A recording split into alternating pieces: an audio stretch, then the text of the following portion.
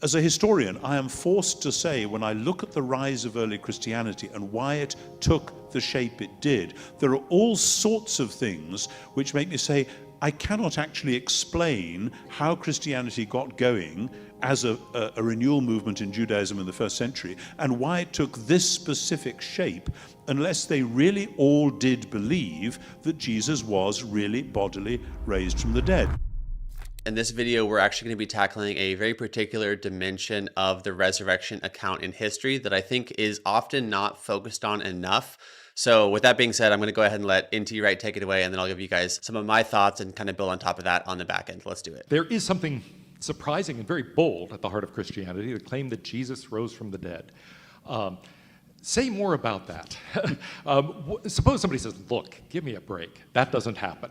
I gather at one recent debate on this, someone brought in a nurse who had said, listen, you've been in hospitals, you've seen people die, have they ever come back? And so on. And so how do you respond to the initial skepticism that someone may have of, how could that possibly be? Well, the first thing to say is that people in the first century knew just as well as we do that dead people don't come back. If you read from Homer through Socrates to Plato to Pliny, whenever they mention the possibility of resurrection, they say, come on, as you say, give me a break. We know that doesn't. And the early Christians knew that just as well as we do. This is, again, part of this chronological snobbery thing. And this is a C.S. Lewis line about that. He says, people often imagine that the ancients didn't know the laws of nature and that we now that we have modern science, we do. And he said, apropos the virgin birth, the reason that Joseph was worried about Mary's pregnancy was not because he didn't know where babies came from, but because he did. And the same with the resurrection. The disciples were not going around saying, oh, well, isn't that interesting? So people sometimes come back from the dead. No, this was not one instance of what now appeared to be a new possible general rule or something. Far from it. Rather, and this is a place where people often get confused.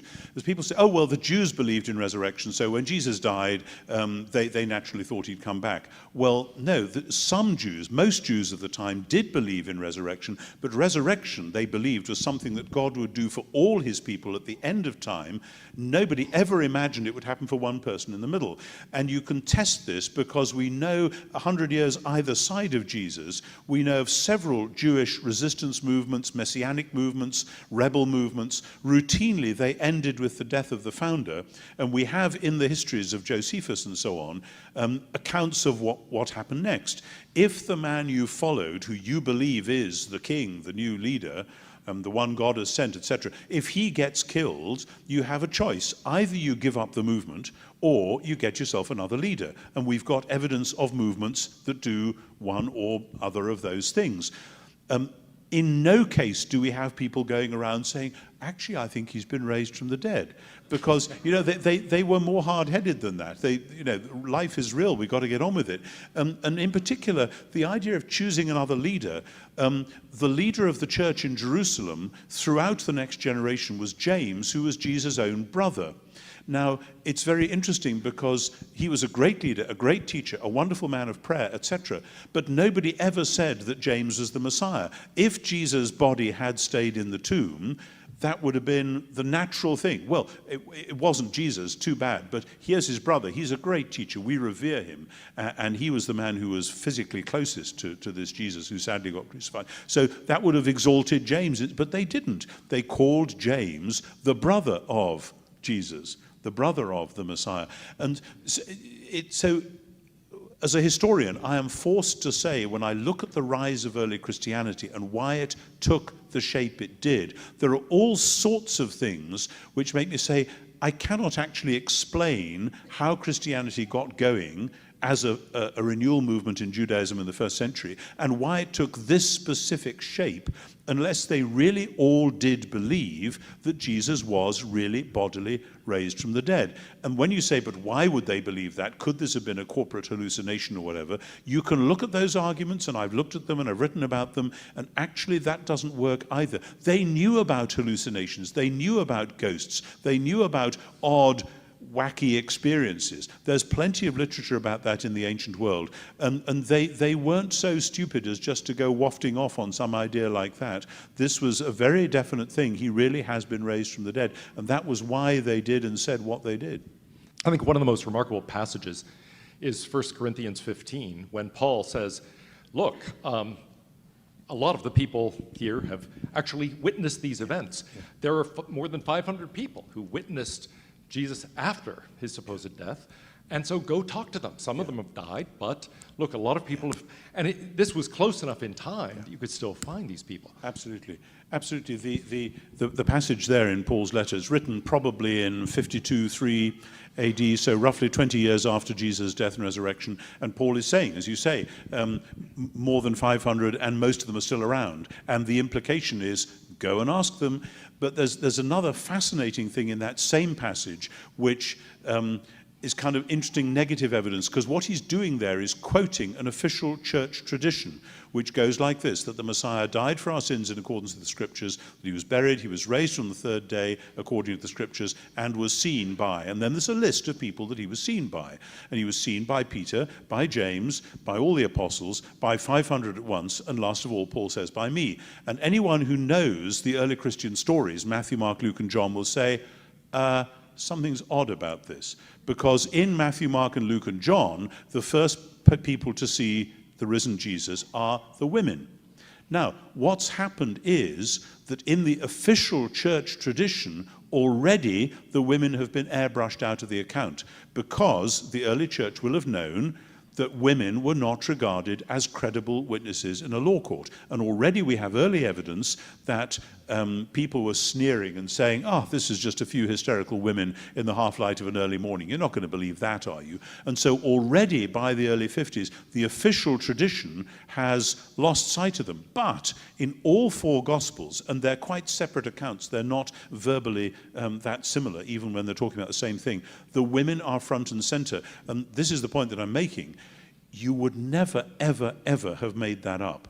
You know, either these stories go right back to the beginning, or they are complete crazy fantasies by people later on who are deliberately shooting themselves in the foot in terms of the credibility of the argument.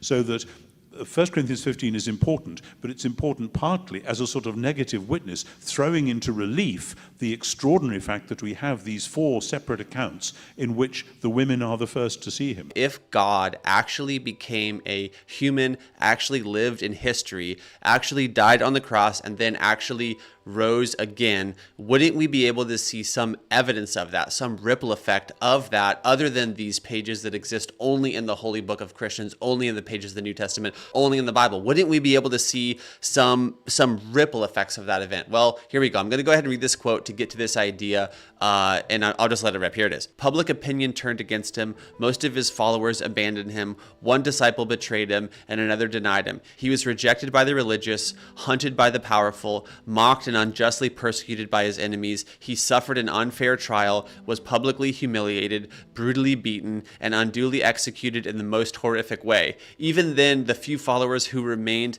had to borrow a grave to bury him. Yet this is the man who changed history, inaugurated the common era, and forever transformed the most important and revered aspects of human culture. How is it possible that a single man, a man like Jesus, could have had this impact? And in order to answer that final question that was given, how is it possible? And you have to first start with what N.T. Wright is saying here, that his original followers believed that he was risen, and that belief transformed them from cowards to the people who actually spread the gospel message out into the Roman Empire, and who, through doing so, transformed the world for the good. Hospitals are rooted in Christian understanding. Monasteries and also modern universities are rooted in Christianity. Jesus is the most written about character in history. He is the most painted character, the most sung about character. There's even an entire subgenre of within even modern day movies, Christ figures. Even Tolstoy, the famous Russian novelist, said that all of Western civics are merely a footnote to the Sermon on the Mount. That is the transformative impact of Christ in culture and history, and there is also a transformative impact that Christ can have on each individual human heart, and that is the story that Christians have literally been saying for thousands of years, is I once was blind, but now I see. I once was lost, but now I'm found. I once was dead in my sin, now I'm alive in righteousness.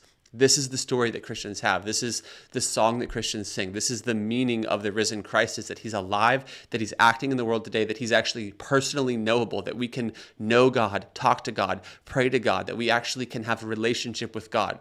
This is what Christians are saying. It's a wild and crazy claim, but this is what we are trying to tell those who do not yet know Jesus, that he's knowable.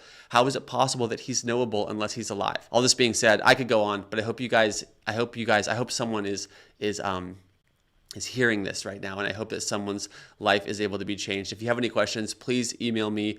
My heart is for you guys. My heart is for the seeker, and my heart is for the skeptic, and I want you guys to know the Son because he's risen, because he's real, and because he loves you.